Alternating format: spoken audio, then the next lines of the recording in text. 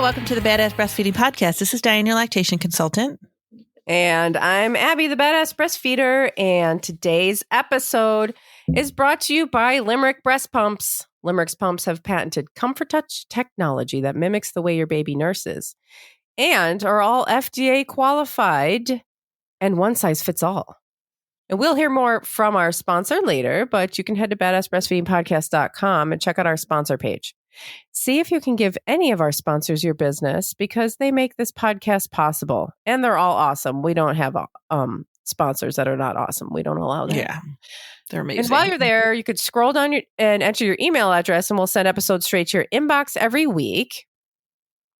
And we are on Patreon. We hope that you join us there for our Zoom Hangouts, which is one of the options there. We all just like gather on Zoom and we hang out and we talk about what's going on with everybody, breastfeeding related or otherwise, if people need to vent or anything. And we have like extra episodes and mini podcasts, and we have a weekly wellness check where people, again, just kind of talk about what's going on with them. And our Revolution Parenting episodes are over there. Check it out. It's the top link in your show notes. You can also find it at badassbreastfeedingpodcast.com. And our ongoing giveaway is still happening. Send us a screenshot of your review from around the internet, anywhere you can leave a review, and we'll send you a goodie bag. You can send that to, along with your address, please, badassbreastfeedingpodcast@gmail.com. And now Diane has our review of the week. I do. I'm a first-time mom and the first in my family to breastfeed. Our journey was a little rough in the beginning as my little one had tongue and lip ties, and I almost gave up altogether around week 3 because of the pain. Once we had those taken care of, things improved, but I still felt like I didn't know what I was doing and wanted to learn as much as I could since I didn't have any family to lean on for experience. I also had to return back to work after only 8 weeks of leave, so I was nervous about pumping and milk storage and looking for some guidance on that. I went on the search for a podcast and found this one, and the rest is history. I've been binge listening ever since and absolutely love Diane and Abby's vibe. It feels like I'm listening to my 2 best friends chat about mom stuff. I especially love listening in the car on my way to and from work. I have learned so much and am now confident that I will be nursing my little one for as long as possible. Thank you, Diane and Abby, for everything you do. I love that. It is That's so sweet. awesome. And I love that she's like, okay, I don't have anybody that I can really lean on, so let me find my own help. And it's just amazing that she's done that. Yeah. And then had to go back to work at 8 weeks. And I know, it's a lot, but congratulations, you're doing amazing. Doing amazing. Yeah. Totally amazing. Thanks. Yeah. I just want to say real quick, I think that I forgot to be saying that we are going to be in Indianapolis. Oh, yeah, we are. We're going to be in Indianapolis on August 6th at Babies and Bumps, which is also at the top of the show notes. The link is right there to get tickets. They're not expensive. What are they, like $30 or something? Mm-hmm. And then we will be there. Diane and I will have a table. We'll be there. We would love it if you're in the area. If you could come and see us. And Diane's going to be doing a little demo thing and a talk. And there's talks and demos all day. And there's vendors. And it's just fun. And we would really love to see you. Mm-hmm. Absolutely. Yeah. And today we're talking about the pelvic floor. Do you pee when you sneeze? Because I do. Yeah. Not. And who thought that was normal? Raising my hand for everybody to see. It's just like, oh, yeah. That's totally normal. As you get older, after you have babies, that's just normal. It's not supposed to happen, y'all. You don't have to live like that. Mm-mm. And today we have Christina Walsh from Tighten Your Tinkler. Oh my God. I love it. So funny. She is a physical therapist specializing in integrative manual therapy, and she's the co-founder of Tighten Your Tinkler along with Jen Lormand. The two of them run Tighten Your Tinkler. They're physical. I think they're both physical therapists, or they can correct me. They'll help you. They'll help you tighten your tinkler. That's the point. Yeah. And we have Christina Walsh, and she's going to talk to us about the pelvic floor and all of that and how it relates to breastfeeding too. Awesome. I can't wait. Welcome, Christina. Welcome to the Badass Breastfeeding Podcast. You are from Tighten Your Tinkler. You got that right. Can you tell us about yourself? That right. Yeah, my name's Christina Walsh. I am a New Orleans mama of two. I have a girl who's 7 and a little boy who's 5. And together with my business, I'm a physical therapist. Shouldn't leave that out.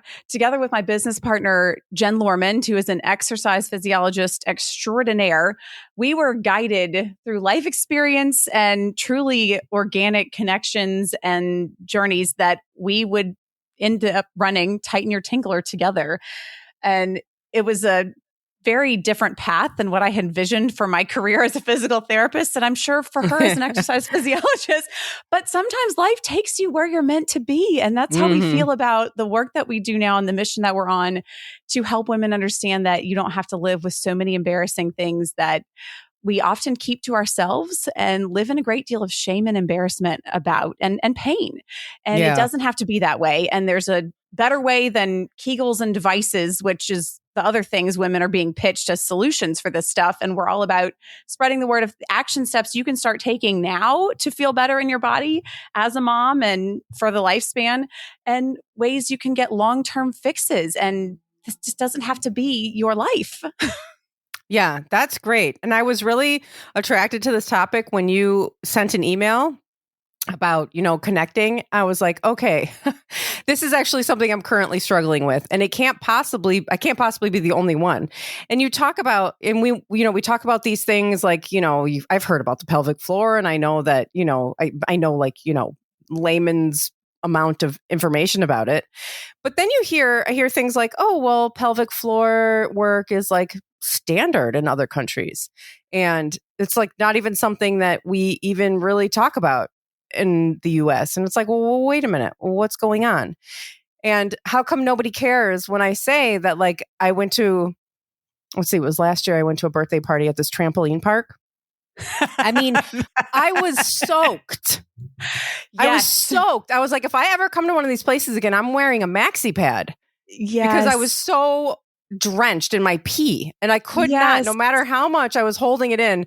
And I do the whole thing. I'm walking across the room. I'm about to sneeze. I have to stop, and I have to put one leg over the other, squeeze as hard as I can as I'm sneezing so I don't pee in my pants.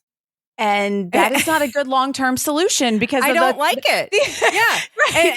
And it goes back even, like I had my oldest son, he's going to be 12 next month. And then I had my youngest son just turned 9. And ever since, I did a lot of baby wearing. Oh, yeah. Which I love baby also. Wearing. Yeah. But there's so much pressure on your hips. Yep. And pelvic floor. Okay. See, I don't even know. Okay. But then I also did the sling on the side. So I was like, then it was like years. They were like toddlers. They were walking. I wasn't baby wearing them anymore. And I literally could not follow through on a step on my right side. Yes. And I went to a chiropractor, and she was like, you're all messed up. She was like, you're like all out of alignment. And I was like, okay. And literally one appointment, she kind of like shoved my spine and hips around. And that pain was gone. That particular... I can only imagine how much of a new woman you felt like. That is one of the things that we advise all women to do, is get a postnatal or even prenatal care from skilled chiropractors. We adore referring. Absolutely. This is one of my top 10 tips. Oh my God. To take care of your core and pelvic floor. And there's even a specialist chiropractor called a Webster certified chiropractor who can adjust the joint at the front of the pelvis, the pubic joint, which is a common cause of pelvic floor issues and inner thigh pain and groin tightness. So there's so much you can do. Oh and my God. I have to write this down. You found yourself finding some of that care and like benefiting from it immediately, because it's a perfect example that doesn't take much. Like, our bodies are always trying to work for us. Right? Sometimes they just need that little nudge of like, let me give you some support here because you've been through a lot, body. And like, now you can do what you've been trying to do and give me the support you have inside you. Yeah. Right. What was it? Webster? Webster certified chiropractors. Now I go to a kind of regular chiropractor also, but I had also seen a Webster certified chiropractor because they're specially trained for gentle adjustments during pregnancy and postnatal with an additional level of certification. And again, like they can get that joint at the front of the pelvis, which is important for pelvic floor function. So think holding your pee in and urgency, as well as for groin and inner thigh pain and back and hip issues. So that's like an extra level of thoroughness that you can get with them. Oh, that's fantastic. And then just to finish my story, because it's all about me. No, I'm just kidding. We should start there. I love, well, it gives me a jumping off point. Well, yeah, because I feel like, because most of the listeners here probably have like young, like babies or toddlers or something that are breastfeeding. And like, I've, like I'm past that. So I kind of want to just kind of lay out the future for people, I started karate a few years ago. Nice. And my teachers are like, lift up and that, like do this with your leg when you're, for example, a roundhouse kick, you lift your leg up and then you fling your calf, the bottom part of your leg forward. And they're like, lift. Like, they're like, why can't you lift your leg? Like they're like, you have something with like your range of motion, there's like this range of motion situation going on. And then there's like, now I'm developing pain in my knees. And I'm going through all this and I'm reading about it and I'm like, you probably intuitively know, and you're right that it is all connected. This is all happening because of like my core and my pelvic floor, whatever. So then I was like, I'm going to go see a physical therapist. And then your email, you're like, I'm a physical therapist. And I'm like, okay, wait, let's talk about this. Okay. So these are all the things that I feel like I'm going through, and not that I'm the center of all the experiences in the world, but like these have to be possibly you can set off on your spiel now about how, is this a common experience? Well, your story is incredibly common. And what's interesting, and this won't shock any of you, I think that the more it gets out in my local community amongst all my various friend and social groups of what it is that I do, I magically get pulled aside at school events, birthday parties, trampoline parks, and Mother's Day events. And women come up and share their stories. And that also happens certainly on social media and even on the public platform of YouTube. It's shocking what women are willing to share because we're desperately looking for help. Yeah. When you decide it's not okay to live like this anymore and I'm done living like this, you're ready to receive help. And I get pulled aside a lot. And every woman's story is unique and different in its nuances and exact timing, but the overlap is also startling. And I wonder if you feel the same way about many breastfeeding issues that tend to come up again and again, right? So you start to hear this pattern. A lot of women, it's like, well, I was fine after my first kid. Like maybe I felt like my back was a little tighter than it used to be. And maybe if I went to the trampoline park, I'd have a little leak, but it wasn't that big a deal. It didn't really affect my life. But then I had another child and it was a different birth experience and a different pregnancy. And then I didn't do any care for that other stuff before. And now, the leaks come when I sneeze and cough and they're getting worse. And I notice they get worse while I'm on my menstrual cycle. And now I've got this like heaviness, this downward pressure through like my back. Oh my God. Yes. It's like very similar to that, to like when you're very pregnant. Yes. And you just feel like I remember being in Whole Foods going like, I'm having this baby right now. This baby is like, I'm not in labor, but this baby's going to fall out. But then you start to get that feeling when you're not pregnant. Yeah, and I'm not pregnant, and I can sometimes feel that pressure, and it's like, I don't know. I feel like my insides are just going to fall right out. Trying to fall out, and it is a very disconcerting, unpleasant feeling. Yeah, it is. Speaking from personal experience also.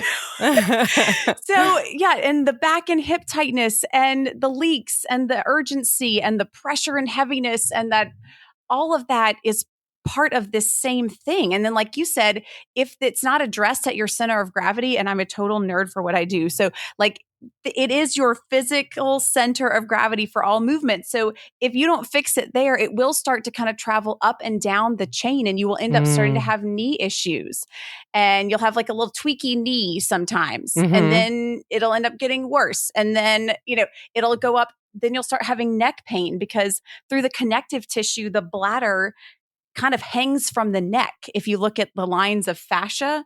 Oh my God. You'll end up with the neck hump, and you'll be like, how did this happen to me? And then you'll be reaching for the pacifier in the back seat, that twist where you're reaching, Yeah. and then your shoulder will go or your neck will, and then you're like, well, what's going on? And you'll start to feel like you're falling apart. And yeah, I can't tell you how many people I talk to. We joke about how like I turned my head and pinched a nerve. Yes. Like I injured myself turning around. Yes. And one of the most wonderful places to start to reset all of that and literally get your center back. And this is energetic. This is a physical journey, but it's so much more than that. It's an emotional healing when you care for your center. It is so powerful because you stop the shameful issues that we all often tend to keep to ourselves of like, what's wrong with me down there with the pee stuff. Sometimes there's bowel issues, depending on what part of your pelvic floor is more stretched or injured.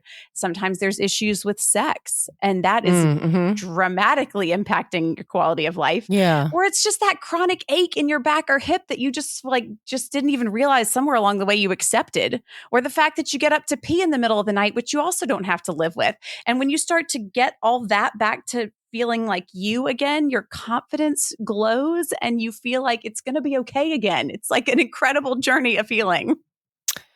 I mean, that's amazing. Lead us, show us the way to Oz. So the first thing that the women ask me when they pull me aside at parties is, how do I know when it's time to do something about this? And that is a personal choice, girl. When you decide it's enough, you're ready to draw that line and you have had enough, that is when it is time. Because while a lot of our stories have a lot of overlap, the straw that breaks the camel's back is different for each of us. Yeah. Like for me, that downward pressure and heaviness is my breaking point. Like I cannot live with that. For other women, I got a call recently from an old friend. She's like, I've been watching what you do, but like I had some leaks. It didn't really bother me that much. But then I was at the beach in my swimsuit and I couldn't have a pad on and it was running down my leg. And that was it for me. I'm ready to do something about this. I can't do this anymore.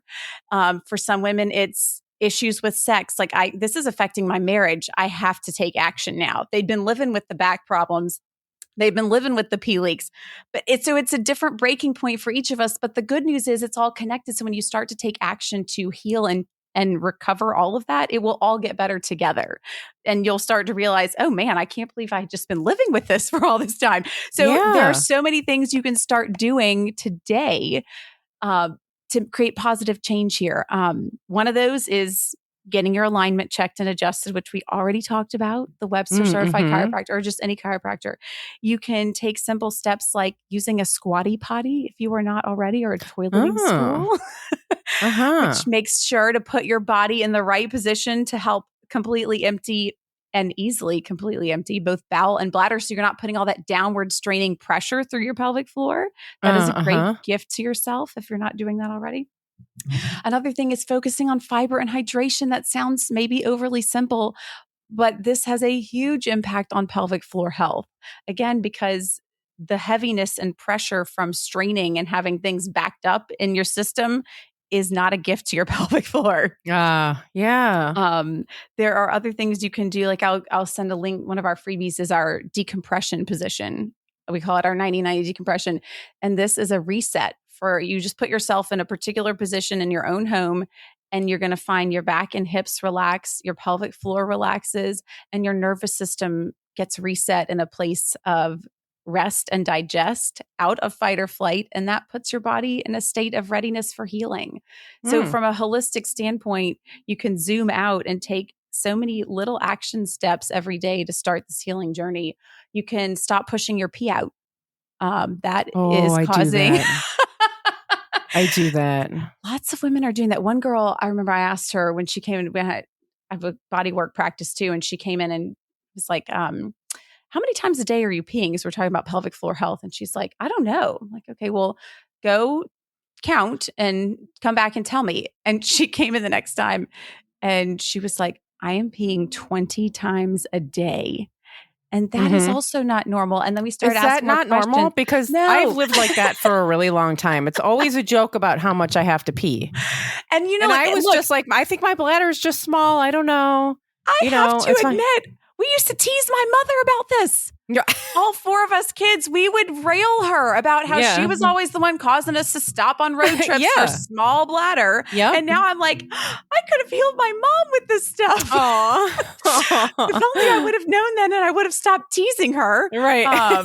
There's no such thing as a small bladder. No such thing. It's documented. Bladders are a standard variable, but standard size. Standard size, one size fits all. There is no such thing as a small bladder. It's just all about pelvic floor. Yeah. Well, so because you always hear like, okay, do Kegels. Yeah, well, I can't support Kegels. I'm telling you, I do Kegels and they don't do anything. They don't work. There's no blanket statement of truth when it comes to the human body and healing. So I will not, that would be oversimplifying. So for some women, those Kegels can be helpful. And for some women, those devices that I think god-awful devices that you put inside and squeeze around can be helpful. Yeah, there's I saw I like a little video game or something. Yeah, no. It was a game and you put it in your vagina and you squeeze and you try to get the bird to jump over things or something. Yeah. I was like, that is the most insane thing I've ever seen. And I should get one. But no, because look, you do you, boo. That is, I'll always come back to that. But so the reason we went on this mission with Tinkler and the protocol that we offer through our signature program is because we were on our own journeys of trying to heal pelvic floor issues. My partner, Jen, had traumatic births and terrible amounts of tearing and degrees of prolapse where her organs are trying to fall out of her body. And she was on a battle mission. Thankfully, she has fighting energy and was not going to accept a referral to a massive pelvic floor reconstructive surgery at 36. She was like, I'm not doing that. And this is her best Kegel story that I love. She's in the urogynecologist's office and he's like, squeeze my finger. And she squeezes it and he's like, well, you have a very strong pelvic floor. You're not a candidate for therapy. You just need surgery.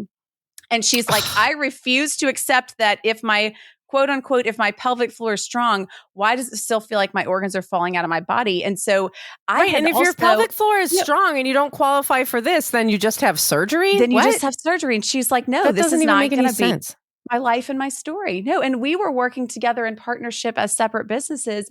And I had just had my first child and had this like storybook, quote unquote, delivery. No delivery is easy. Don't hear me saying that.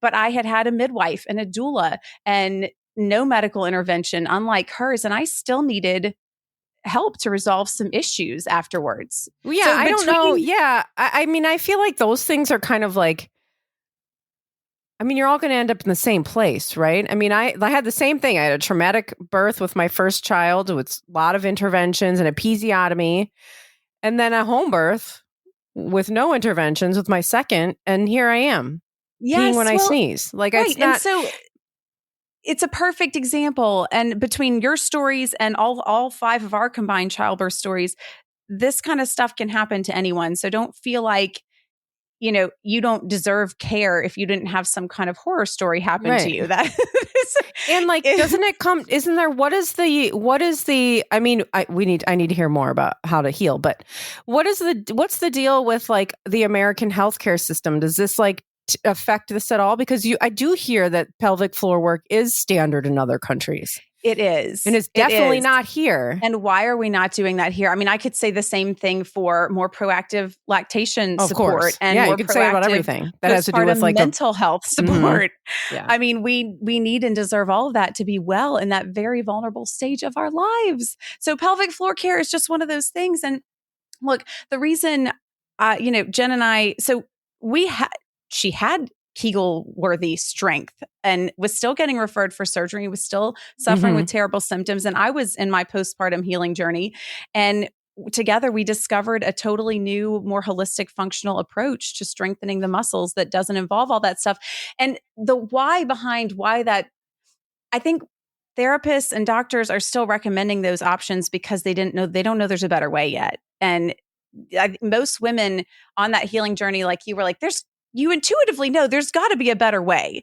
And it doesn't work because rationally you're like, okay, Kegling is still a conscious thing. Like, did you have to think about squeezing your pelvic floor to stop from leaking before you had kids? No. No, I never thought about that. Right. Yeah. It shouldn't have to be a conscious thing, but like no one had discovered how to get it to be unconscious again.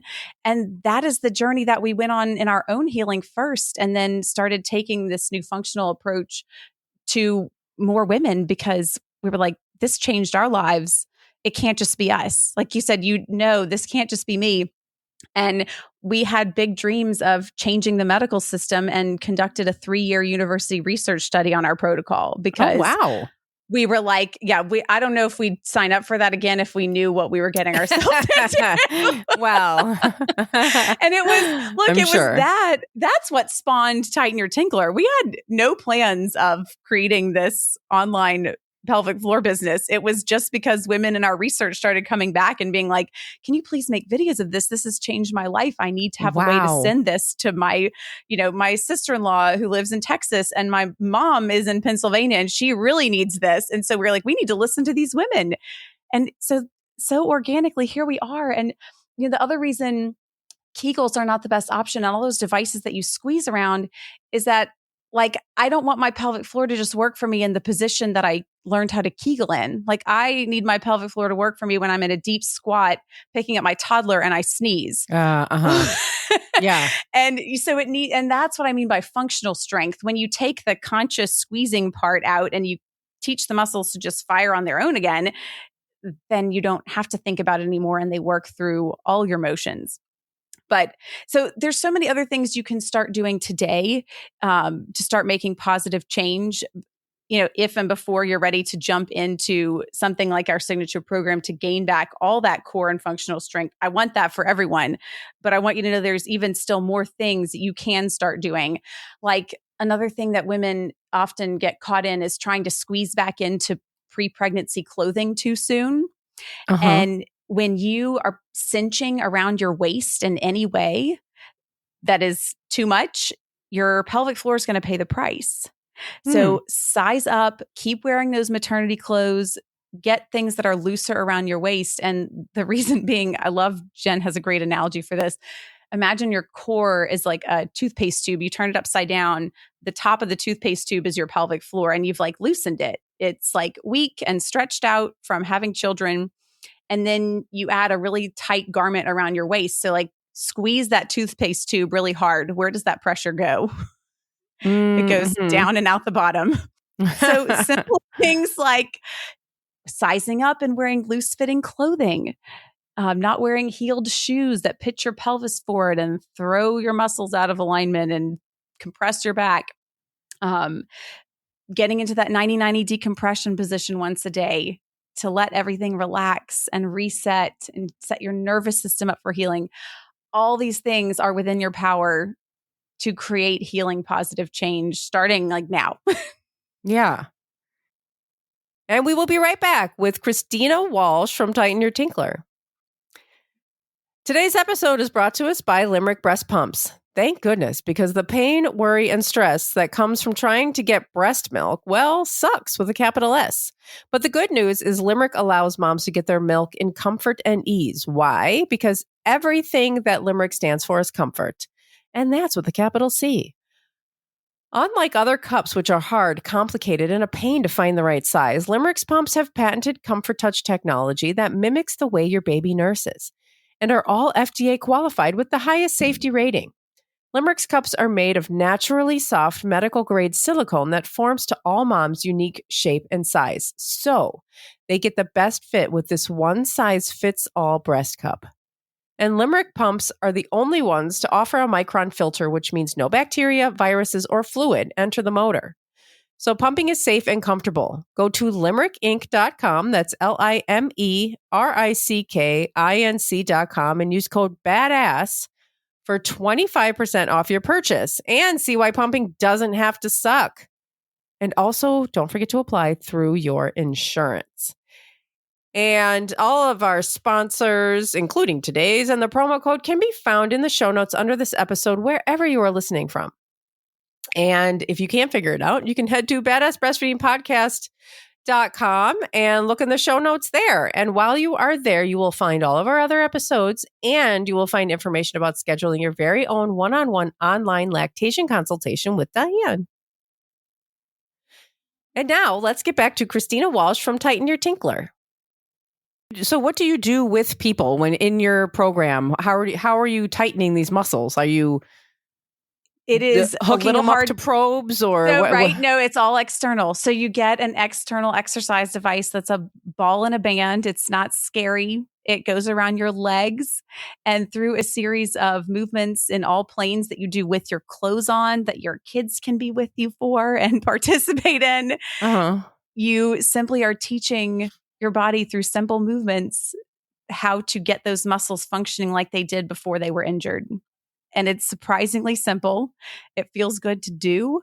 It's not awkward and you keep your clothes on and it works. And so it's like lifting like leg lifts and squats or there are squats involved. There are bridges involved, but they're slightly different than the ways you've probably done them before with little tweaks and adjustments to move through all planes of movement. And I don't know how nerdy you want me to get here.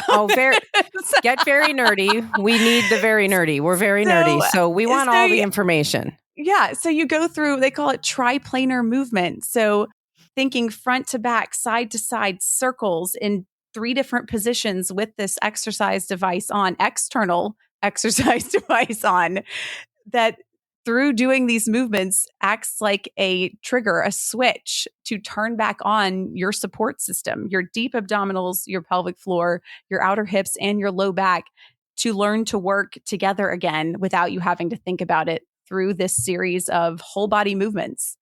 And it's not just that. You learn relief techniques and tools. That 90-90 decompression that I keep referencing is one of the relief techniques and tools that we teach prior to the movements, because while you're building strength, you're have to go through a little bit of a dance of like, all right, I need to bring more relief now because I still had to keep living life. I had to pick up my toddler. I had to go on a longer walk than I expected. So you might still have a give and take as you're building strength. And we want you to feel armed. We've strapped on a tool belt of tools to feel better now as you're building strength to where you won't need those relief tools as much later. That's great. And so you said it was a triplane. What's it called? Triplanar. So like if you think about the planes of movement of like forward, back, side to side, and then circling. So this is happening with your legs or your whole body or? Your whole body. You know, if you want a visual reference point, we have a little promotional video that shows you what some of the movements look like on our website, and just like a 2.5 minute. So you can get a visual because it is a little hard to describe from an audio standpoint. But tightenyourtinkler.com has a little visual for you. Okay, that's great. And we have tons of YouTube education too, because it can be really hard to separate like, what am I feeling from, medical terms and diagnostic terms. And so we've really taken the time to teach a lot about like, okay, I'm feeling this. What is this called and what can I do about it? Or my doctor said I've got this, but what does that really mean? They didn't really explain it to me. And so we've got tons of education doing deeper dives on types of prolapse and different types of pee leaks and what that really means of what's going on in your body and what you can do about it. So very different little deep dive rabbit holes you can go down if you're like, okay, I'm identifying with like a couple of these things that they're talking about, but I don't have these other things.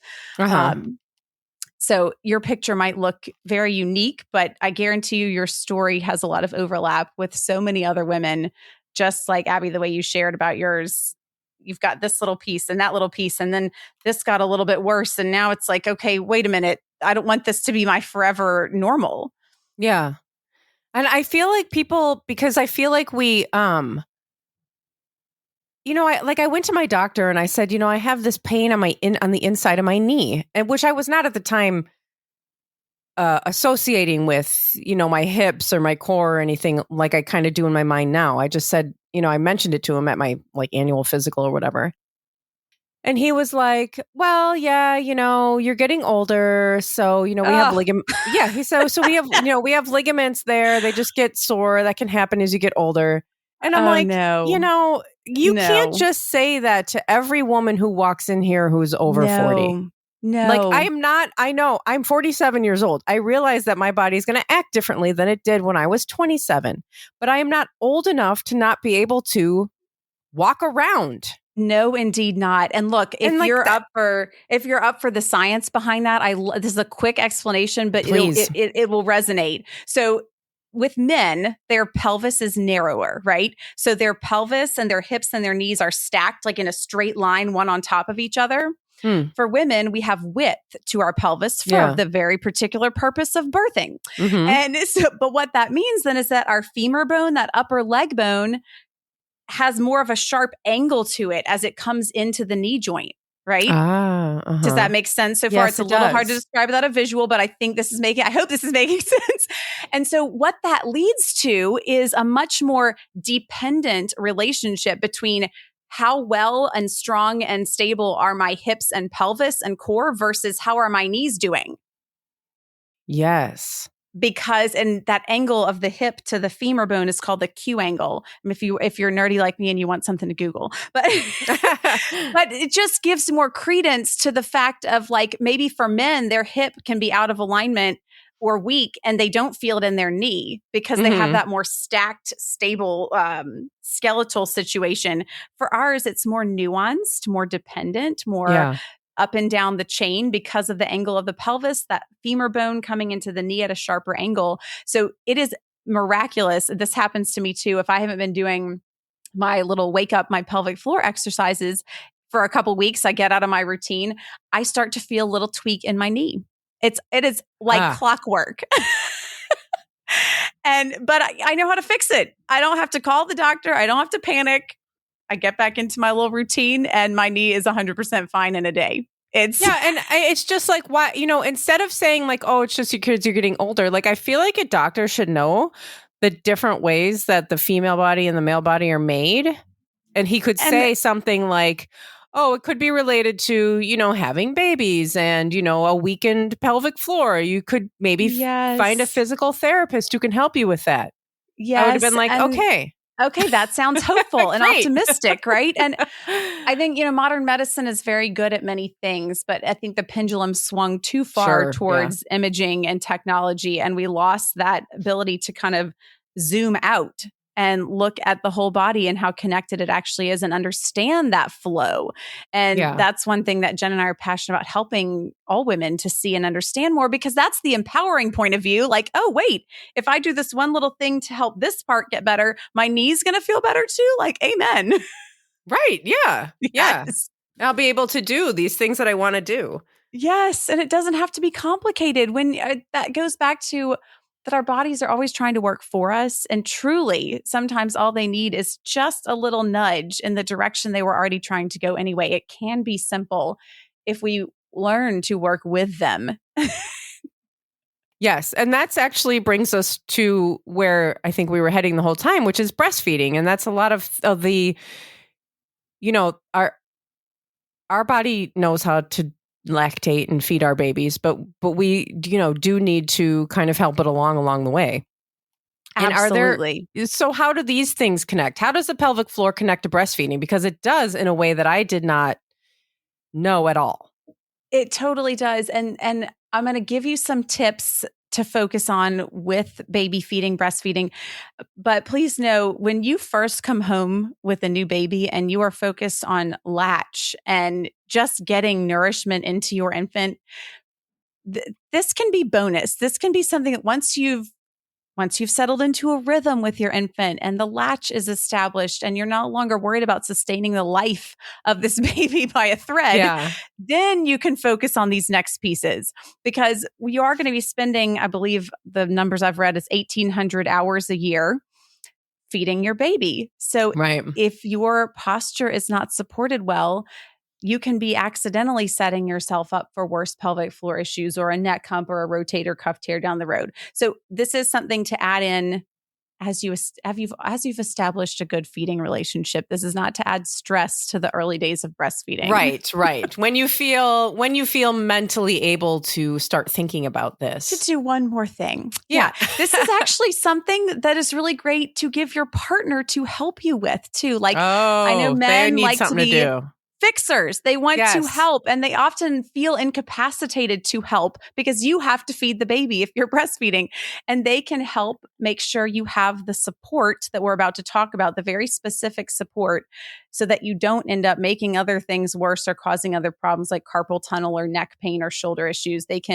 You can teach them this. They can help keep an eye on it for you and make sure you have the supplies that you need. So the first thing I would do is, you may not think holding a 6 or 8 or 10 pound infant in your arm and sitting up straight would be very hard before you've gone through pregnancy and childbirth. But after that, your core is not what it once was. It has been stretched as it was meant to accommodate that baby, and it is weak. So simply sitting up straight is going to be really hard. So you want to take a pillow long ways, not sideways, like long ways, like up and down, like your back, and put it behind your back. Don't expect your core to be able to hold you very upright yet. It just can't. And that's the first step. Pillow behind the back, long ways. And so if you're breastfeeding at night, I'm not saying I did this every time. Sure, when I'm real exhausted, I was hunched over and it was not pretty and I'm in that bed falling asleep. But what I did do was pull a rocking chair that I loved right next to the bedside. And when I could, I would just get up for night feedings and sit in that rocking chair with that pillow behind my back so I could feel supported. And certainly during daytime feedings, you can do this. Keep extra pillows all around the house wherever you breastfeed, and first put that one behind your back, because your core strength isn't going to be there. It's not anything you did wrong. It's just not going to be there. Yeah. It's just what happens. Yeah. Yeah. The next thing is have a little kiddie footstool, especially if you are either short or the chair is particularly high. You're going to want to prop your feet up, because otherwise your legs are going to be dangling and kind of pulling on your back and hips. And that's not going to do you any favors either. So grab a kiddie footstool, or I think they even makes footstools for breastfeeding. You can certainly get one of those. And the third thing is piling pillows. The boppy or whatever favorite breastfeeding pillow is not enough, because what you really want to do is make sure that you are not going down to baby. You don't want to be bringing breast to baby. You want to be bringing baby to breast. And by that, I mean, put way more pillows under your elbow. Ideally, you want to find yourself breastfeeding comfortably in a position where your posture is upright and your shoulder of the arm you're primarily holding baby with is as relaxed as possible, and baby is still comfortably at the breast. So that is where, if you don't get the extra pillows under that elbow, bringing baby up to breast, is this where you get the rounding, the forward head, the neck hump starts to come in. Yeah. And with all that slouching, you're adding pressure to the pelvic floor as well. So this will protect you from the elbow pain, the wrist carpal tunnel type pain, the neck pain and pulling, just to get the props supporting your upright posture, with you having to strain less muscles that aren't prepared to really work that hard yet.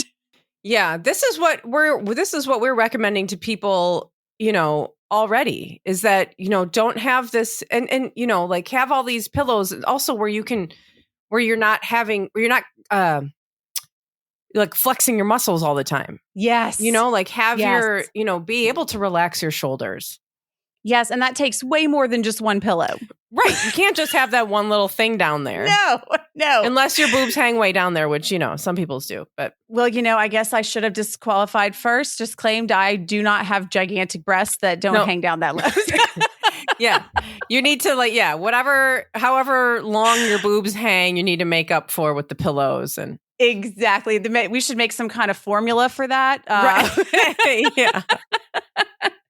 Yeah, instead of cup sizes, you have like pillow numbers. Like I've got a 1 pillow to 4 pillows. Cup, you'll need 4 pillows. Yeah. And the other thing that you can think about to prevent that forward head is be careful with the phone scrolling. I know sometimes when I was breastfeeding, I really wanted to just bliss out with my baby in that moment and just soak it all in and feel that oxytocin rush go to my head. Yeah. And other times I needed it to be a minute where I could just feel like a normal person and scroll social media and see what my friends were doing and reconnect with the world outside. So I get it. Take your time on the phone if you need, but have something like the pop socket or the loopy behind where you're not straining your wrist at a funny angle to hold it, and try to prop that arm up as well. So if you can keep I was going to say, you can just prop that on a pillow and you can prop your phone on a pillow too, to where you're just, all of that is just all relaxed. Cause that's the point, right? Totally. And I remember, I'm sorry. Is that okay if I, do you have a thought you want to finish? Okay. No. Yeah. Because when I saw that, chiropractor, did I say that I saw a chiropractor when on the show or before we started? Before we recorded, I don't even know. Because it was the perfect segue into like recommendations of what you can do.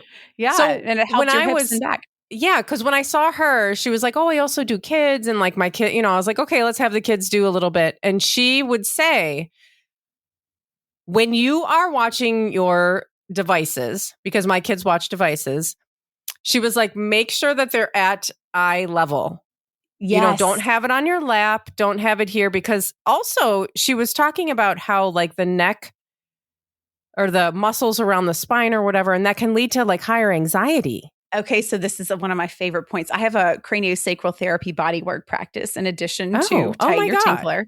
So I do a ton of very gentle bodywork treatment, and I educate about this in that practice as well. And I love that we're bringing this full circle in this way, because it all comes back to the nervous system in so many ways, including bladder health as well. So the fight or flight nerve actually comes out at the base of your skull, right at those two little lumps at the base of your skull, one on either side. So it's called your vagus nerve, and it emerges from your skull right around there. That's also the spot where your upper traps connect up here. And it's also the same spot where the spinal accessory nerve comes out, which goes to your upper traps. So if you compress the base of your skull with all that straining and forward head and downward looking straining, if you get compressed there, you're compressing the nerve that goes to your upper traps. So your neck is going to tighten and squeeze, and it's going to be like, oh, that feeling that you always need a massage.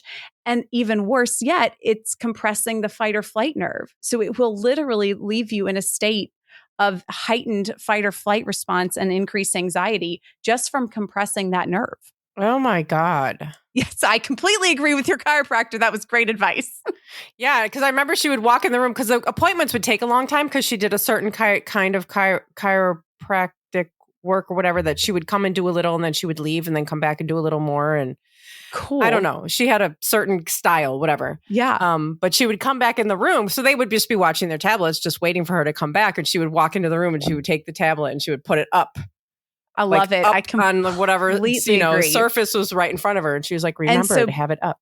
Part of it is having it up at eye level, and then part of it is also making sure it's the screen and the size of the picture is situated close enough to them to where, or you, to you or them, such that you don't find yourself with that head sliding forward on your spine, trying to get your eyeballs closer to strain to see, because that will also just as badly compress that base of your skull and your neck. So it's bringing it to eye level, but also keeping the size of the spacing of the image such that you don't crane forward. Kind of like when you're trying to read a street sign that's far away, you're kind of like squinting and moving your head forward and straining. Exactly, girl. And that might be the worst position of all for compressing at the base of the skull.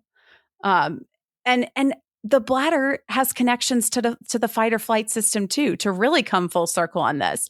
If you have conditions of where you're like the urgency, the gotta go kind of leaks or feelings, that is all connected to the bladder being innervated by the fight or flight nerve and system. So any action you take to down-regulate your nervous system and take care of yourself in that way, like laying in that decompression position that you can access for free with us, that is all going to have an upward spiral of an effect on how well your neck feels, how you're not having as much bladder urgency.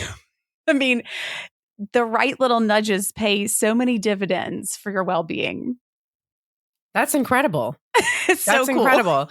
And it's like, it's just something to like be aware of when if you find yourself, it's like, like anybody who finds themselves slouching, Yes. you're like, oh, I'm slouching. And you kind of like sit up a little bit better. And it's like, And- when you're a new parent and you're at home and you find yourself in a weird position, you can go, oh, I remember hearing that this isn't great. This could lead to me being sore, and just readjust.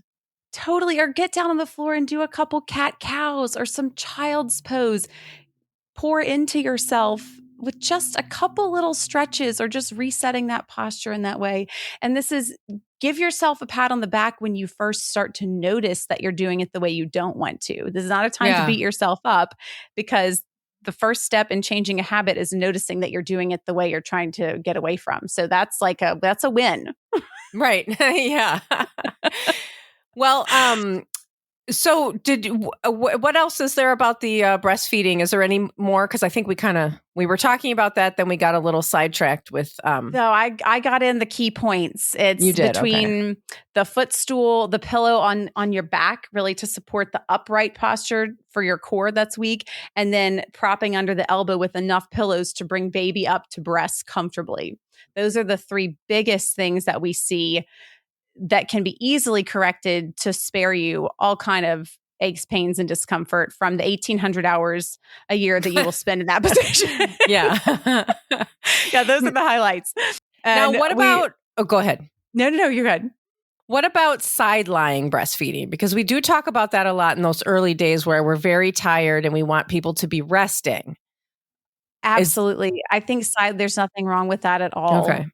I think if you're going to want to add a little piece to take care of you in that position, you could add pillow between your knees. But here's the real game changer. Not just between your knees, because that still leaves your hips a little bit torqued and rotated if you just open the knees. If you can get something that supports between the entire lower leg from knee down to ankle and foot, like either a larger pillow or a folded blanket or towels, that actually helps keep your hips stacked and in alignment and will provide much more relief if you're having back or hip discomfort in sidelying. That's a game changer of a tip. Oh, okay. Because, I do talk about the pillow between the knees, but we want a pillow that goes all the way from your crotch to, or whatever the word is that you... I'm like a house full of boys. So I'm imagine your crotch to your ankles. Yeah, right. So you keep the knees and the ankles and the hips still stacked in alignment one over the other instead of just opening the knees apart from each other. Yeah. Oh, I see. Because then your ankles are still kind of... Yes, which coming means together. Your hips are rotated out at an angle. Yes, indeed. Okay. That's great. I wonder, and so if we're sidelying breastfeeding, so that's good. What about just like, because I sleep on my side a lot and I don't breastfeed anymore. I mean, so if you use that pillow, the same pillow trick in sidelying sleeping is a godsend especially if you deal with any back or hip discomfort in the night. Oh, yes, I do. So that and getting in to see that chiropractor. Yeah. And you'll find, like I talked about, those are kind of some of the relief techniques that we can teach. But you'll find if and when you really build up that functional core and pelvic floor strength again, you'll need to rely less on these kind of like get me through the night kind of tricks because you'll have the strength where you won't need all this anymore. Right. You'll have it to rely on with a flare up or if something goes out of whack, but you won't need it as much. Okay. And so so tell us where to find you then. And you provide consultations or services because people are from all over here. So do you do online? Yeah, our signature program is solely online, and there was several freebies you can access. One is that 90-90 decompression. We also offer a 6-week follow-up appointment checklist that you can bring to your provider when you go back at that 6-week mark that is much more holistic minded and zooms out to really cover all your bases. So when you're sleep deprived and trying to remember what in the world you need to ask your provider, you've got a cheat sheet right there. So I'll add the link to that. Our signature program is the pelvic floor and core treatment program that you can access online. And our newest edition is called Healing from Home. And that is an opportunity for our more proactive mamas who are like, wait, I don't have any pelvic floor problems yet, but like, I want to know how to take care of myself after baby comes to where I won't end up with them at all. So we now have something to support that journey as well, because more women were asking us for that. So that's called Healing from Home. And I'll make sure you have all these links. And for your listeners, we'd love to offer the special gift of $50 off either one of those programs with the code BADASS. That is awesome. You can find us at tightenyourtinkler.com. We are in all the other places.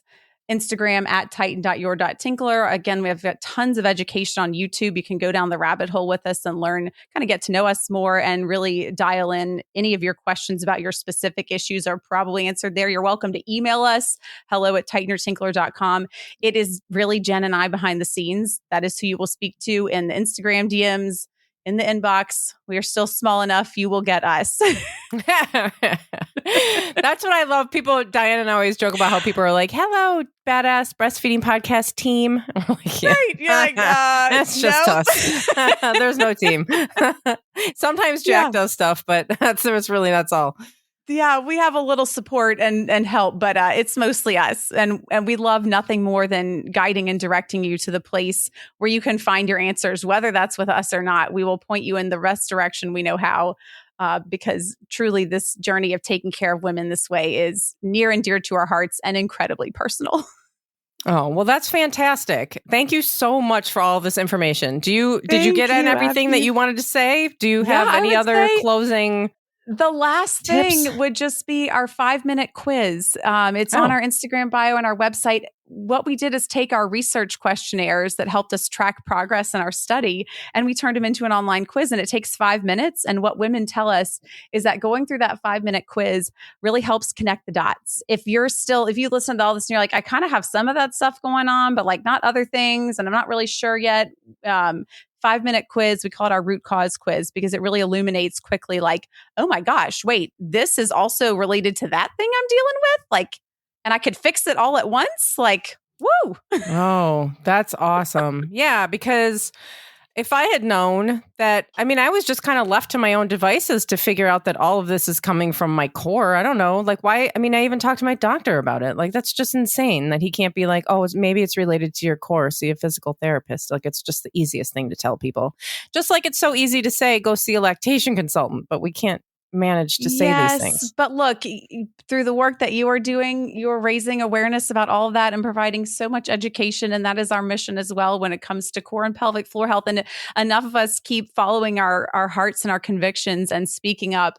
We are creating a change for women to be able to find this information and get the help they need before it gets to be an oppressive life journey. So we are doing it, girl.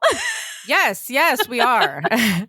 So head over we have all of the links that Christina just mentioned are going to be in the show notes under this episode. Wherever you're listening from, it's at, that there's show notes. If you're listening on iTunes or Spotify or whatever, just scroll down. You might need to click a see more or something, but there'll be all the links there. And if you can't find it, don't worry about it. You can go over to badassbreastfeedingpodcast.com and that'll all be right there.